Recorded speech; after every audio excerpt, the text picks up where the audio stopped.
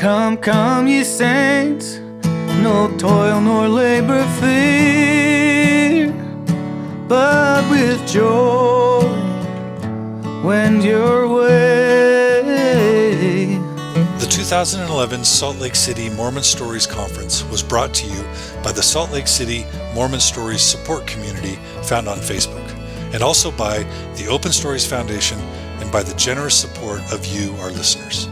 To join or start a Mormon Stories support community in your area, please go to mormonstories.org and click on the Support Communities tab. To host a regional conference in your city, like this one, please email us at mormonstories@gmail.com for more information on how to host a conference.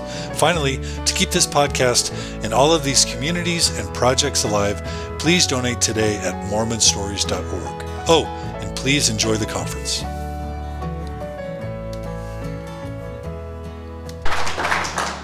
What's not to love? Thank you, Carolyn. We're very, very lucky to have you here today. Beautiful. We will now have another musical performance by Holly Robbins. Thank you so much for agreeing. There's a story behind this song, and I hope it's all of our stories. I hope it's a bunch of Mormon stories all condensed down into one hokey little country rhythm. A few years ago, well, let me go back to when I was 7. I was in 2nd grade, and I drew a picture of a bunny like you would see in a coloring book that you color. And so I drew the outline of this bunny, and I colored it pink. And I took it up to my, let me put this here. I took it up to my 2nd grade teacher's desk, and I showed it to her. And I adored her. I worshiped the ground she walked on. And she said to me, "Only babies outline their pictures in black." And as a 7-year-old who, loved her teacher that much, I was just shocked and so hurt. And I went back to my chair and, just kind of cried. And I kind of carried that with me for a few years, into high school. And, and as I grew, I began to look back and think, she must have been having a bad day, or, I didn't know how to frame it. But I just kind of matured into it. And then eventually after I had kids, I thought, yeah, she was really busy. So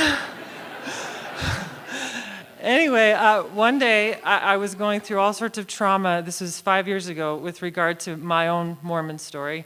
And I was having some serious divine feminine things going on and thinking, I've got to reject this. And I was in a serious panic about this and, just praying that what I was doing was right, worshiping Heavenly Mother and all of this, and looking for some kind of a sign from heaven. And we were in I was teaching a class of little children, and we were doing watercolor. I had never done watercolor before.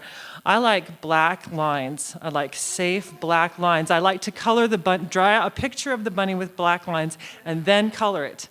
That's what I like to do, and calligraphy and all that. And so anyway, we were doing watercolor, and I'd never done that before, and the instructor was showing us how to do that, and I was shocked at what I had turned out. It was this soft yellow sun against a summer blue sky, and it was beautiful. I didn't know that I could do that. So I went home, and then I took it home with me. And the next day, I was doing laundry or some mundane thing, and all of a sudden, Mrs. Miller's words came into my head. She said, "Only babies outline their pictures in black." And I was just stunned. I thought, I'm not a baby anymore. I don't have to live inside these safe black lines. I can live my life in watercolor. And I realized then that Mrs. Miller wasn't insulting my 7-year-old self. She was instructing my 37-year-old self. And I think that must have taken her a lot of faith to be able to say something that would seem so cruel for such a long time. So this song is called Summer Girl, and I hope it's every one of your stories, because that's what I intend.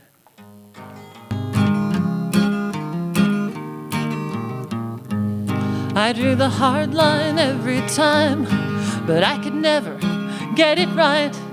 It was the quintessential tragedy in my world of black and white. And then the fire of heaven came consumed my charcoal in the flame. It was the end of shadow black and winter white. It was the world come to an end, but I'm alright, because my colors bleed into the misty sunset. I cannot tell where I end off and you begin. My soul's a raging fire in the wind, and I'm not afraid to look into the sun.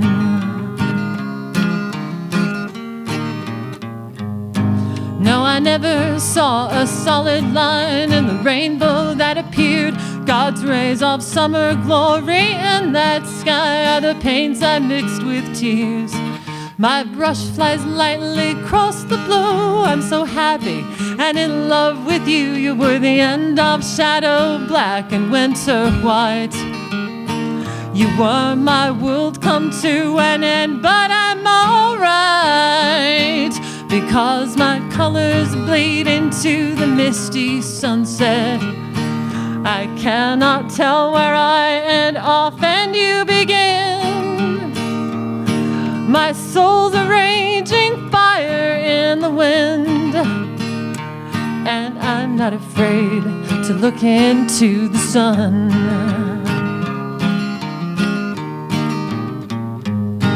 How lightly fall the blossoms now, the leaves and glistening snow. Somehow I carry August fire inside my soul, 'cause I'm a bright summer girl in this watercolor world.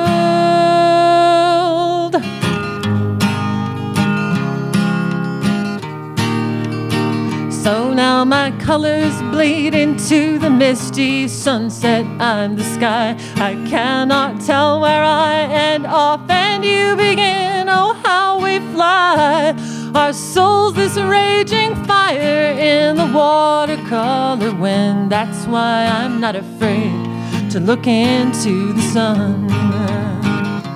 No, I'm not afraid to look into the sun.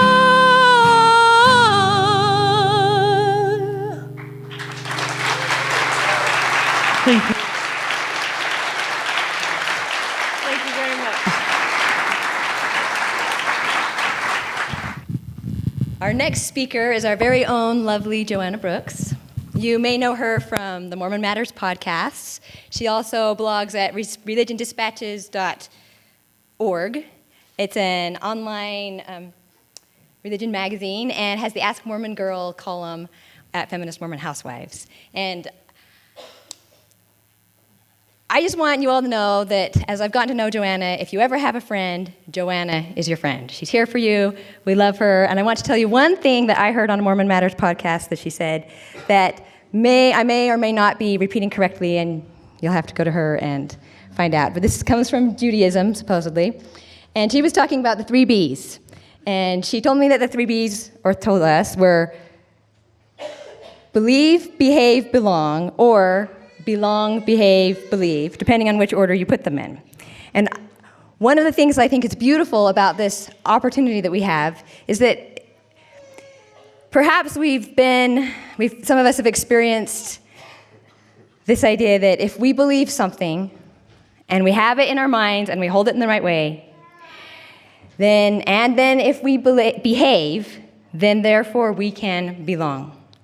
And what I love is the idea, as Joanna presented it, was to reverse that and say, first, we belong.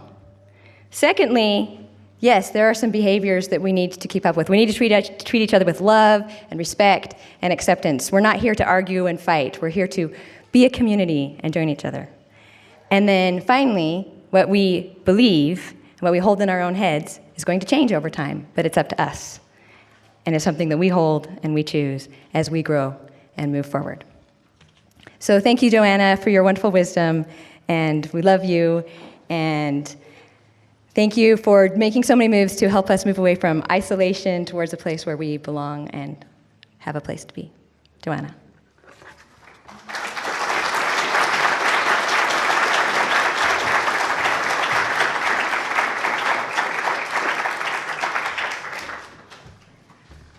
Oh, heck, don't make me cry before I even get up here.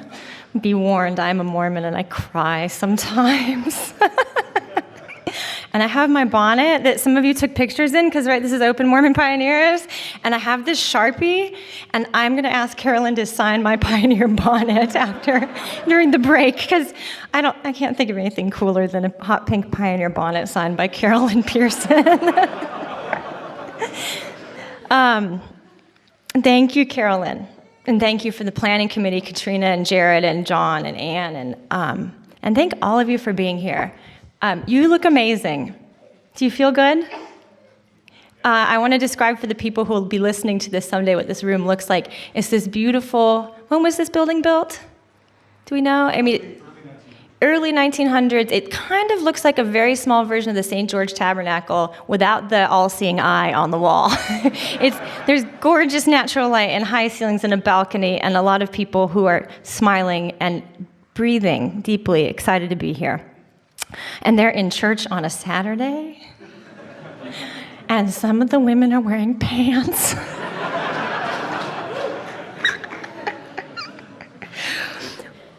There's 2 microphones. Okay. In honor of the theme, Open Mormon Pioneers, I'm going to begin by telling you 2 pioneer stories. My great-great-great-grandmother, Lucy Evelina Waterbury, was born in 1833 in the very cold northern reaches of St. Lawrence County, New York. One winter afternoon when Lucy was 12, her father left her to watch over her dying mother and 2 younger siblings while he trudged out to a neighbor's for help. Lucy's mother, Charlotte Post Waterbury, died. And Lucy, who must have been really terrified, she really didn't feel like she could stay in the house with her mother's body. And so she took herself and her 2 younger siblings and bundled up and trudged out into the cold. And we don't know anything about her story for about 3 years. And then 3 years later, when Lucy was just 15 years old, somehow she shows up at Nauvoo. We don't know how she came those miles. And then 3 years later, again in 1852, when she was 19, Lucy crossed the plains with her husband and her 1-year-old daughter Rachel and arrived in the Salt Lake Valley. My grandmother, who I love, America Pearl Thornton, was born in 1919 in Garland, Utah. When she was just a young girl, Pearl's family dissolved and her parents divorced. And she moved with her mother to Salt Lake City, and these were very humble working-class Mormons. On the morning of her 8th birthday, with her mother sick in bed, my grandmother set out by herself to walk the long blocks down South Temple Avenue, past the mansions of the prophets, seers, and revelators, governors, and bankers, homes where her mother had found work cooking and cleaning, to present herself alone for baptism at the Mormon Tabernacle. Alone, she changed into a little handmade one-piece suit of white clothing, and she stepped into the baptismal font, that majestic golden bowl resting on the back of the 12 oxen. And a stranger, a total stranger, took her in his arms and lowered her beneath the water and raised her up again. My grandmother always remembered that long, lonely walk. And this bone-soaking sense of loneliness, it pervades so much of my pioneer history. Do you find it in yours? A lot of loneliness. But I also find in these stories a great reason for hope as well. For what my grandmothers found at the end of their terrible and lonely walks was community. 15-year-old Lucy Waterbury found it when she walked out of the shadow of her mother's death and made her way somehow to Nauvoo. 8-year-old Pearl Dorton found it at the end of the long sidewalk in a lighted tabernacle, and a stranger, a total stranger, who recognized her as a fellow Mormon and baptized her with dignity. A long and often lonely walk has brought me to this place, this moment. Perhaps that's what brought you here too. A walk of searching or isolation or fear or difference, but now we find ourselves here together because we recognize one another as Mormons. And in that sense of mutual recognition, that belonging, that sense of identity, many of us are finding a renewed sense of kinship or hope, new relationships, new common grounds. As Mormonism enters the 21st century, I'm going to take a moment to reflect on what it means to be Mormon, what it means to claim a Mormon identity. I'm going to speak personally as an unorthodox Mormon, and I'm also going to use some of the thinky, crunchy analytical tools that come from my day job, which is not having a good time with Dan Witherspoon on a podcast, unfortunately. But I'm a professor, and I have a scholarly background studying race and religion and culture, and I've done so for the last 20 years. And I'm going to talk in some academic terms because I think thinking critically about what it means to be Mormon or about Mormon identity can create more space for us to tell the truths about our lives and experiences as Mormons. So what does it mean to be a Mormon? Who defines Mormonism? In the field of religious studies, there's a divide on the question of who defines what a religion means. Some scholars focus on religious institutions, churches, policies, people in charge. Others take what's called a lived religion approach, focusing on the thoughts and the practices and the hopes and the feelings of everyday people.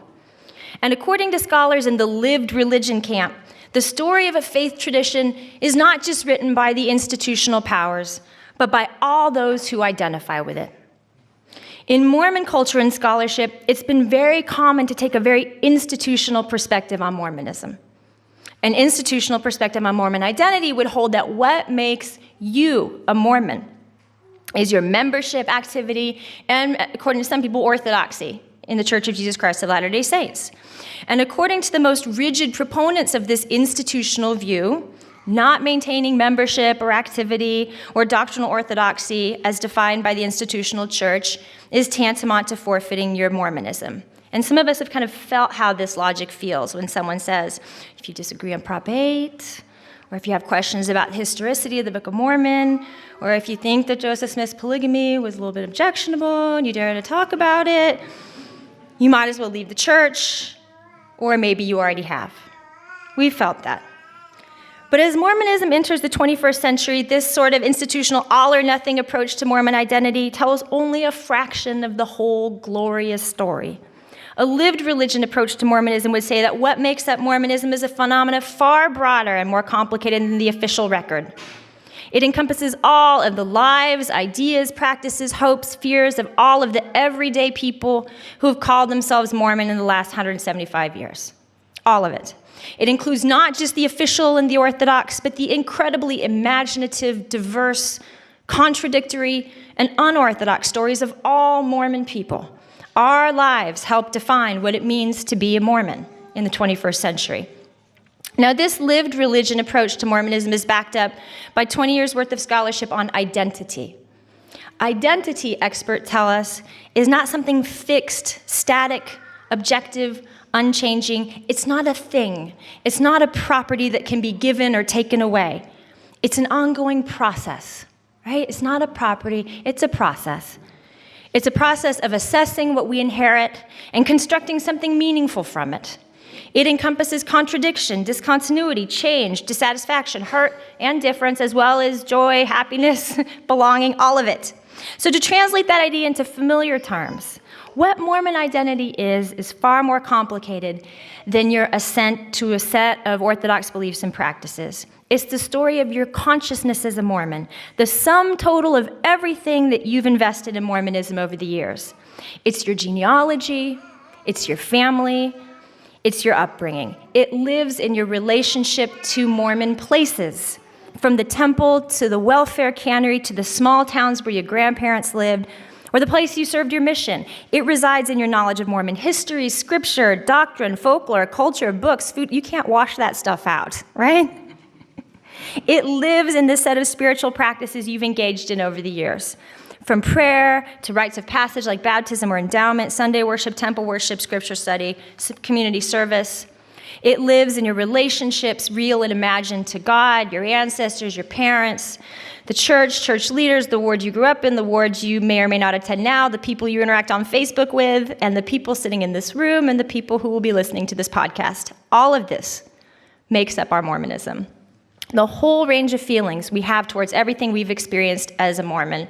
And most importantly, the way you wake up every day feeling responsible to make sense of it. If we think of identity as this process of trying to make sense of everything we've experienced, as something always being worked on, always unfolding, it follows that Mormon identity is a historical phenomena. It emerges at specific moments in time, in response to specific conditions, and it changes over time. Here are some parallel examples of historical identities. There was no such thing as a black identity as an African American before the 17th or 18th centuries. People didn't call themselves black. There's no such thing. Africans who were brought captive to the Americas came identified with different African cultures, Fa and Yoruba, and became black after being grouped together, told they were black, and abused collectively as black people. That's how people became black. And then black people reclaimed and reinvested that category of experience with positive cultural associations they fashioned themselves over time. Let's bring some real church to this church.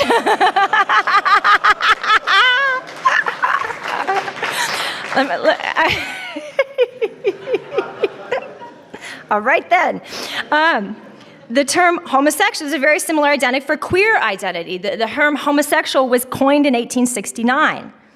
No one necessarily identified as a homosexual before the late 19th century, and yet we've seen how that identity, including the word queer, formerly a term of abuse, has been reclaimed and reinvested with meaning fashioned by gay people themselves.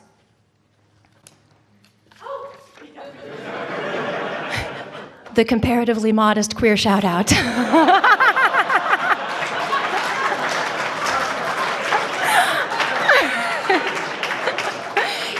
It's okay, don't have to be silent here. Okay. Similarly, there were no Mormons before 1830.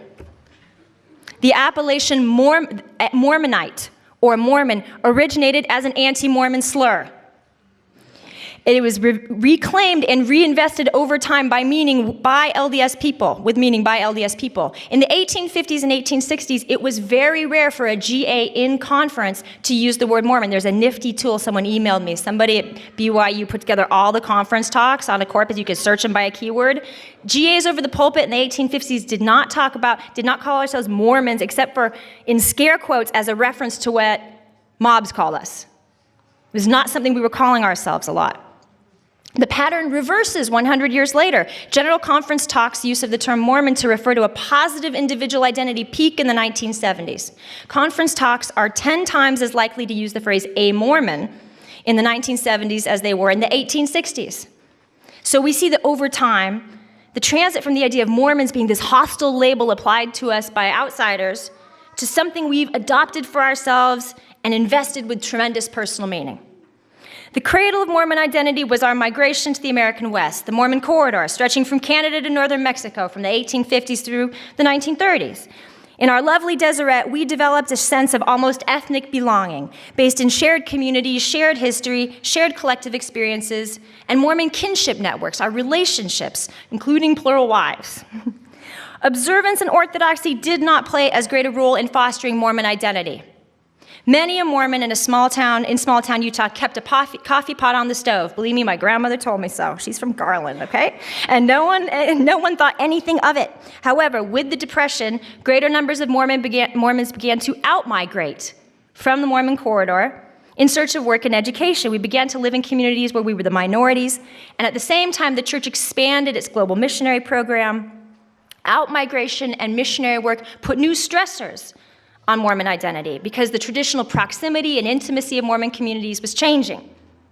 Mormon leaders reacted to these new stressors on Mormon identity by instituting the program we now call correlation, an effort to discipline the definition of Mormonism around a systematic, historically static set of concepts. How many of you have listened to the correlation podcasts that Damon Smith, good stuff. Are you here today, Damon? You were here last night. Where is he? He was here last night. Okay. So correlation, this notion you could develop a set of terms, like 75 static terms for church doctrine that were the key words. That was the core of Mormonism, these key words. And both church leadership and rank and file members extended the social logic of correlation by putting a new emphasis on behavioral boundaries, like, for example, the word of wisdom. Identity as a Mormon retained for many of us its familiar bases in cultural belonging, kinship, place, and genealogy, but it also saw an emerging sense of something that was rooted in discipline and orthodoxy. This idea of correlation as a structuring force of Mormon identity was best explored by Damon Smith, and we'll get really thinky here for a second, and then my Mormon story is coming. This is Saturday, you don't want to be too thinky, but stay with me. Smith traces the beginnings of the correlation process to the early 20th century, when, under pressure to abandon polygamy and assimilate, Mormons adapted by withdrawing our difference into our minds. What made someone a Mormon under the logic of correlation was whether or not he or she had internalized a certain kind of conformity with central church administration mandates and doctrines, as well as a strategic adoption of language use every day designed to protect our Mormon identity, we keep sacred right here, while surviving in a non-Mormon world. Does that make sense? Right? Keep it here, learn to get along here. Okay. We learned through this logical correlation to monitor ourselves and others, to adopt habits of speech and behavior that quietly telegraphed our Mormon identity. You know this. I call it 6 degrees of Kevin Bacon. It's like 3 degrees of Mormon bacon, right? Who do you know? Okay, where's your word? Got it. We learn to monitor ourselves, to adopt habits of speech and behavior that quietly telegraph Mormon identity while protecting the core secrets of our culture. Public Mormonism was always to be orthodox or correlated Mormonism, and that was it. The logic of correlated identity reached its apotheosis, its high point in the 1990s, when several Mormon feminists, liberals, and scholars were excommunicated or otherwise disciplined for having and publishing unorthodox thoughts. For most of the 20th century, excommunication was a routine ecclesiastical function, and this is I'm kind of taking from Leonard Arrington, used to either terminate the institutional relationship between the church and people who wanted to separate from the church, or in the case of serious sin, as one step in a repentance process. For either reason, excommunications were fairly rare. The 1990s saw a morphing in the use of excommunication, a very public use of excommunication to discipline members who had expressed public nonconformity with church institutional positions and processes. And there was no way back when Lavina Fielding Anderson was excommunicated and yet continued church attendance. She was told the only way she could be reinstated was that she, quote, stopped thinking the brethren could do wrong. So we kind of just see in the historical record how excommunication morphed from an ecclesiastical process to a tool used to sort of discredit or spoil the identities of Mormons who publicly were unorthodox or dissented from orthodoxy on matters of conscience. And this had profound effects, not just for the people excommunicated, but for a lot of us. Rank-and-file Mormons came to understand over the process of the 20th century that unorthodox public expression was a threat to belonging in the community. And that has real consequences for the way that we've treated one another and defined ourselves. Many in this room have seen or experienced how Mormons, I like to say, correlate on each other or discipline one another for perceived lack of orthodoxy. And we've seen or felt the intense anger and bitterness that kind of treatment engenders. And many of us who are unorthodox in our beliefs or practices, we've absorbed deep feelings of vulnerability, fear, shame, and guilt, as if we don't deserve to belong, as if we are vulnerable to being put on trial, as if our belonging in the world of Mormonism can be revoked. Thousands upon thousands of unorthodox Mormons have experienced these feelings in isolation, walking that path alone, right? Have you experienced them? There's a lot of nodding heads. Now we're leaving the thinky. There may be tears ahead, don't worry. We'll all get through it. You're Mormons, you know how to deal with crying. That loneliness was my world for almost 15 years. I was 22 years old when the September 6th was excommunicated. A born in the covenant, pioneer stock, always active, highly orthodox Mormon girl, a seminary graduate, a BYU scholarship student, and a feminist. I had seen BYU fire my feminist mentors and punish liberal students and faculty, and I'd held in my hands a copy of a talk given by a member of the Quorum of the 12 declaring Mormons like me, feminists, intellectuals, gays, and lesbians, to be dangers to my own church. The church of my childhood, my ancestors, my aspirations. I'd invested everything in my Mormonism. And yet I was feeling like I no longer belonged. That worse, I was a danger. And I saw the church keeping files on people like me, feminist women who wrote and published. It was only a matter of time, I felt, before they would revoke my membership, my belonging. But I continued to try.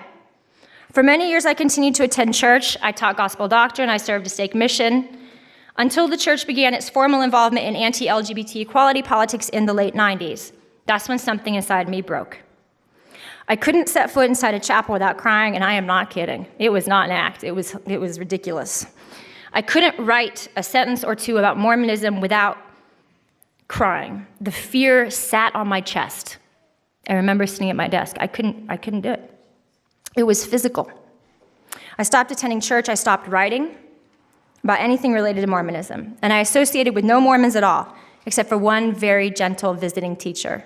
And I have a testimony of visiting teaching, let's just say that. And yet, I did not abandon my Mormon identity, and my Mormonism did not abandon me.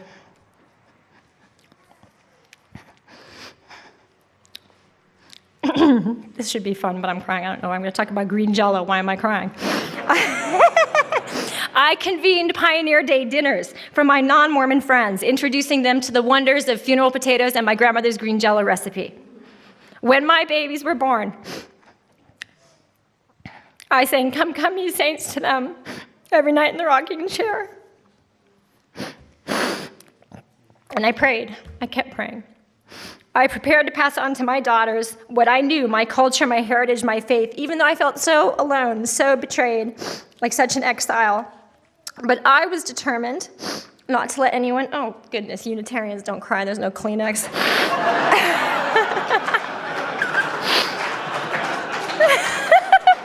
Don't, John, sit down. I'm okay, I got a sleeve, I'm a pioneer.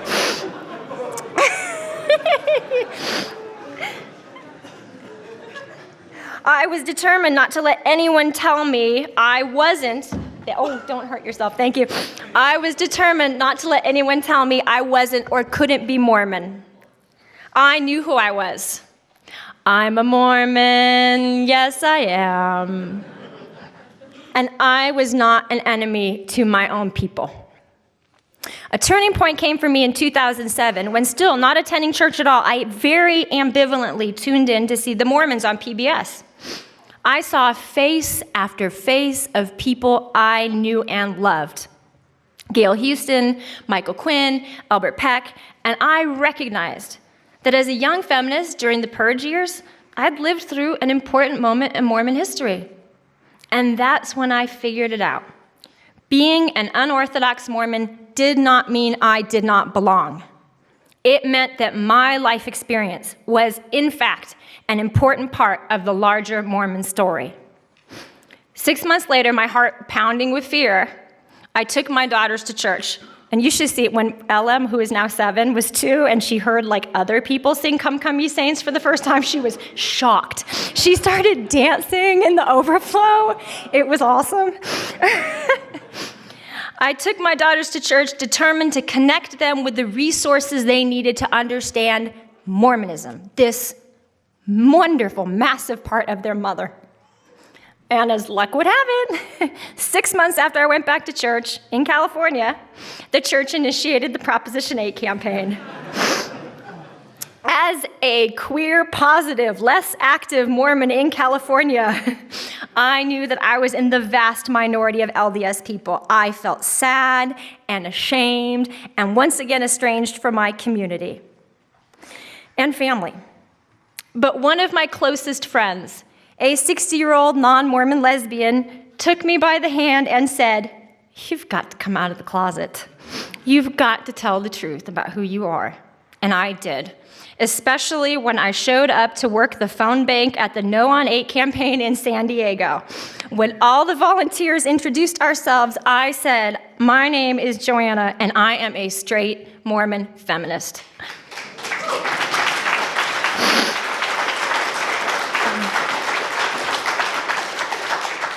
I felt I had to claim space for and represent the Mormon tradition I loved in all of its diversity, with its emphasis on daring to be different, kindness, and hard work.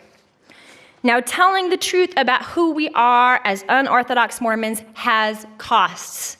You've experienced them. But it also brings many benefits, and among those are the opportunity to connect with others. In my work on the No on 8 campaign, which was not tremendous, it was, I showed up and did my part, I met many LGBT and pro-LGBT equality Mormons. For the first time in more than a decade, thanks to this unorthodox tribe, I found my way back into a Mormon community. And in January 2010, John DeLynn called and welcomed me to the world of Mormon Stories and into the podcast. Nervously, I began to tell my story. And then I started writing again, and then I met you, all of you. Along with becoming a mother to my 2 daughters, being heard and welcomed home by a family of unorthodox Mormons has been one of the great healing and transformative experiences of my adult life. So, here we are, together. No longer as strangers on earth need we roam. You're laughing. It's never going to be washed out of you. And the great question before us is this: can a broad, shared sense of Mormon identity carry us through the hard parts of our lives and serve as an anchor for being in this world? Can we, as Mormons, regardless of our relationship to any institution or doctrine, pursue in the language of our common tradition the great, distinctive, beautiful, unique Mormon tradition, lives of goodness and meaning? We are not the first people of faith, of course, who have faced this basic modernizing shift. I feel like I've become the Jewish informant for the Mormon Stories people, and there are other mishpucha out there, so, give me a little help. But I think, for example, mishpucha is Yiddish for family. I think, for example, of Reform and Reconstructionist Judaism. In 1885, a group of American rabbis, 1885, met in Pittsburgh, Pennsylvania, and developed a platform, a state of principles for modern or Reformed Jewish life. They formulated a modern definition of Judaism that set aside literal Zionism and recognized the validity of other religions like Christianity and Islam. And they called on Jews to engage in acts of tikkun olam, social justice, as an expression of modern Jewish identity. They rejected Jewish observances that placed an undue emphasis on ritual rather than morality. They even held a completely unkosher or treif banquet, sitting down together as rabbis to dine on clams, soft-shell crab, and shrimp, all forbidden. And this was in the 1880s. It's like steak presidents having a cappuccino, or worse. It's like, it's big time. Now, I don't mean to be facile in drawing comparisons with Judaism. There's some serious thinking required here. And there are significant differences between Judaism and Mormonism, but there's a saying in Reconstructionist Judaism that Anne referred to, and it gives me great hope. Belong, behave, believe, in that order. It's not correlate or die. It's not that if you believe, you get to belong. It's not that if you stop behaving, we may not claim you. And we should give credit. There are a lot of Mormons, like even Orthodox Mormons, who don't live like this, but there are some who do. And there's some non-Orthodox Mormons who are really judgmental too. Let's notice that. But it is belong first. Claim your identity. Claim this community. Show up and put in the work, and we will claim you. And good consequences will follow. Belong. Mormonism is a religious tradition that emphasizes belonging. We are a tradition with a theology bold enough to define eternity as a state of mutual belonging to one's ancestors, to one's beloved, and to one's descendants. We are a tradition with a history distinctive enough to foster something miraculous, a modern form of peoplehood. Belonging.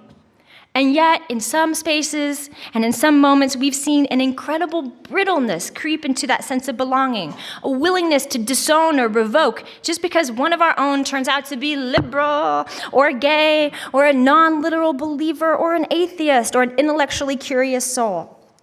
That's not the Mormonism my grandmothers handed down to me. Perhaps you've come some long miles alone. Perhaps you have been silent. Perhaps you have felt disappointed, sad, angry, afraid, frustrated, unworthy to belong. Surely there is a place in the Mormon story for all of us. As healing as it was for me to hear someone like John DeLynn say and to be able to tell my story, and I hope we'll talk about storytelling a little bit in the roundtable, but As healing as it was for me to hear someone like John DeLynn said, I hear you, I recognize you, I claim you. Let me say the same to you too. Clamp down the tears so I can say it. If you identify as a Mormon, I hear you, I recognize you, I claim you.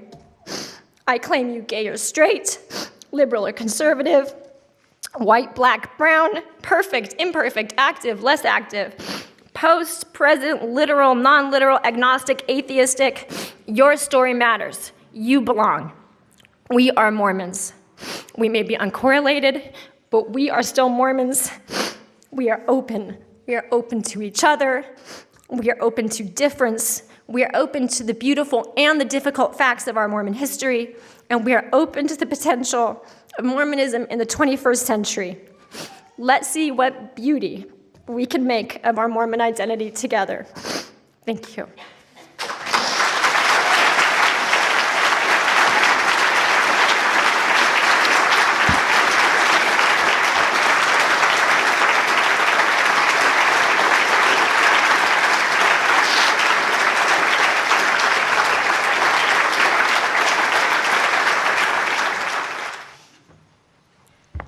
Thanks, Joanna.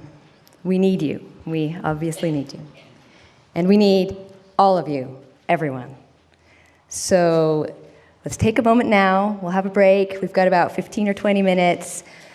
And let's be a community. So we've got some food over here. Come, partake, and meet new friends. Thank you. Thank you for joining us today on Mormon Stories. Music today was provided by the Saber Rattlers. Check them out at saber-rattlers.com. The Mormon Stories logo was generously donated by StudioCase.com. Thanks for listening.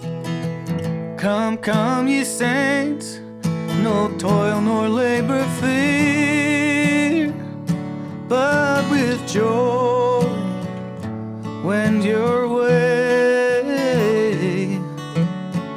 Though hard to you this journey may appear, grace shall be as your day.